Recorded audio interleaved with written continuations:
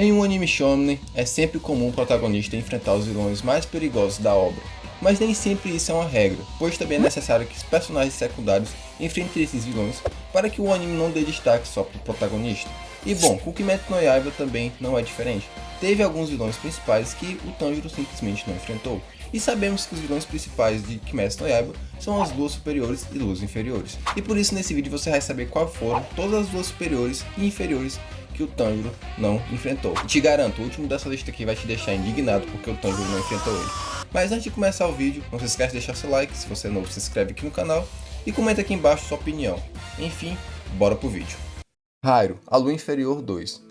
Se você é leigo ou só acompanha um anime de Demon Slayer, provavelmente você não conhece o Haikyuu, pois ele é um oni exclusivo do mangá, no caso a Rengoku Gaiden.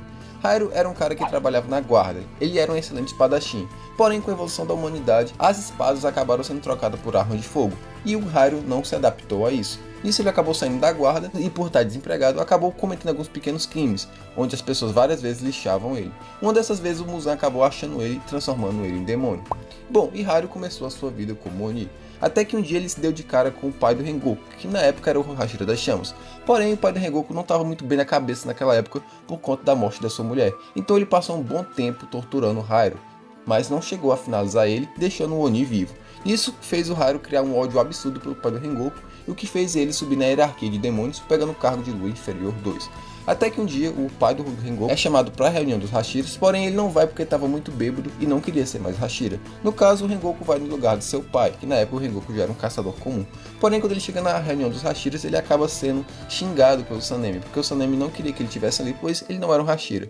Nisso, o Kagaya pede para o Sanemi parar com isso e manda o Rengoku e a Mitsuri em uma missão e se encarregar de eliminar a Lua Inferior 2, que no caso era o Haikyuu.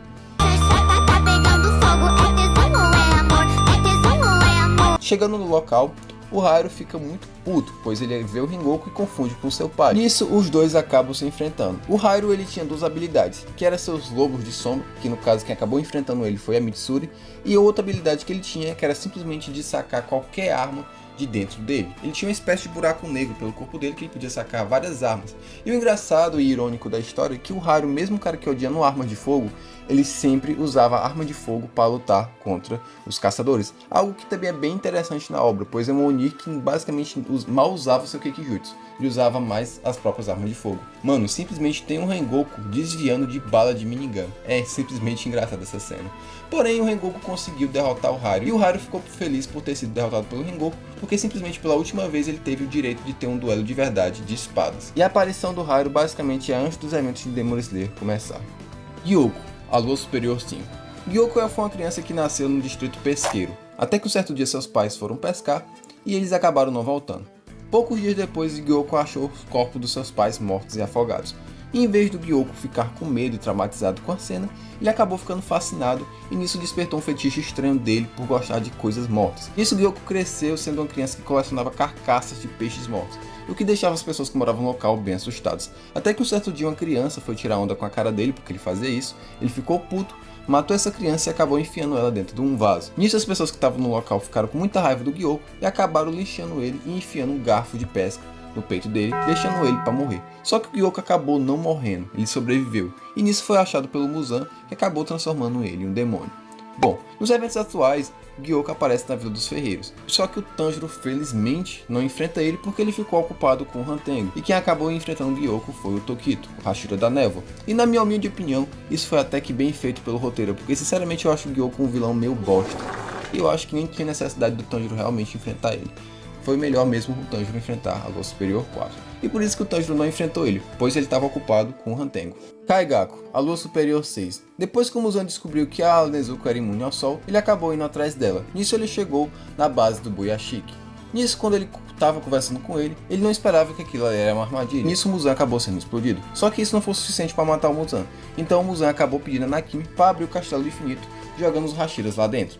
E bom, nisso, como todo mundo foi separado, Tanjiro ficou junto com Tomioka e os outros vários Hashiras ficaram separados. Nisso, quem acabou enfrentando a Lua Superior 6 Kaigaku foi o Zenitsu. Bom, pra ser sincero, isso foi até que legal, porque não teria sentido nenhum o Tanjiro enfrentar o Kaigaku, já que eles nem se conheciam e não tinham nenhum tipo de relação. já diferente de Zenitsu, que tinha uma relação com o Kaigaku, já que os dois treinaram juntos na infância. Porém, o Kaigaku não tem só ligação com o Zenitsu, ele também tem ligação com o Gyomei Himejima, pois quando o Gyomei cuidava das crianças de um orfanato, o Kaigaku era uma dessas crianças. Porém, claro que o Kaigaku não teria a menor chance contra o Gyomei, então também não era uma luta tão necessária, então ficaria bem melhor mesmo, como aconteceu na história, Zenitsu enfrentando o Kaigaku. E bom, por isso que o Tanjiro basicamente não enfrentou ele. Nakimi, a Lua Superior 4. A Nakimi foi uma Lua Superior que foi bem mal trabalhada na obra, pois basicamente ela passou a obra toda sentada em um local sem sair dele. E quando eu falo isso, eu tô falando literalmente, realmente ela não saiu em nenhum momento daquele local. Quem acabou, entre aspas, enfrentando ela foi a Mitsuru e o Obonai, porque na minha humilde opinião eu não considero aquilo ali uma luta. Aquilo ali foi, meu Deus, foi a mais enrolação que teve no mangá de Kimetsu no Yaiba, até uma luta que chega até a ser esquecível. E bom, basicamente o que foi que ela fez? Ela ficou enrolando o Obonai e a Mitsuru para que eles não fossem ajudar outros caçadores. E como o Tanjiro, junto com o Tomioka, estava ocupado com a casa, ele acabou nem conhecendo a Nakimi, que acabou sendo derrotada pelo Yushiro, que era aquele assistente da Tamayo. E a história da Nakimi, que basicamente ela era uma garota que trabalhava fazendo seus shows de biwa, porém o seu marido maltratava muito ela, até que um dia ela acabou surtando e acabou matando seu marido antes de um show. Devido à ansiedade e o estresse que ela tinha passado, o seu show foi muito bom. E nisso ela acabou tendo um tique estranho, que toda vez que ela ia fazer um show, ela tinha que matar alguém. E uma dessas suas vítimas que ela ia tentar fazer era o próprio Muzan, que gostou da atitude da mulher e acabou transformando ela em um demônio. Isso é o Gekijutsu basicamente é movimentar o Castelo do Infinito. Nakimi ela não pode ser uma Oni tão ofensiva, mas cara, para derrotar ela é quase impossível. E quem acabou mandando ela de vez de base não foi o Shiro, na verdade foi o Muzan que explodiu a sua cabeça para todo mundo sair do Castelo do Infinito. Doma, a Lua Superior 2. Bom, o Doma ele é citado bem no começo de Kimetsu no Yaiba, pois foi o Oni encarregado de eliminar a irmã da Shinobu, a Kanai Koji. O Doma também estava dentro do Castelo do Infinito, só que quem acabou enfrentando ele foi a Shinobu, a Kanao e o Inosuke. Que bom, eram os oponentes perfeitos para enfrentar o Doma, pois o Doma também tinha um passado com o Inosuke, pois ele, entre aspas, por um bom tempo foi o seu padrasto, quando o Inosuke era bebê, porque o Doma simpatizava com a mãe do Inosuke, que era uma mulher que tinha sofrido bastante. Porém, quando a mãe do Inosuke descobriu que ele comia pessoas, ela acabou tentando fugir do local, nisso que deixou o Doma revoltado e acabou eliminando ela. Porém, antes da mãe do Inosuke ser capturada, ela acabou jogando o Inosuke de um penhasco, para assim o Inosuke acabar sobrevivendo. E bom, Inosuke não conhecia o Doma, mas ficou bastante bravo quando o Doma contou a sua história. E seria uma luta até que interessante se o Tanjiro fosse enfrentar o Doma, até porque ele era um vilão bastante forte, pois era a Lua Superior 2. Porém, outro personagem que seria interessante enfrentar o Doma era o Sanemi, pois o Sanemi gostava da Kanai.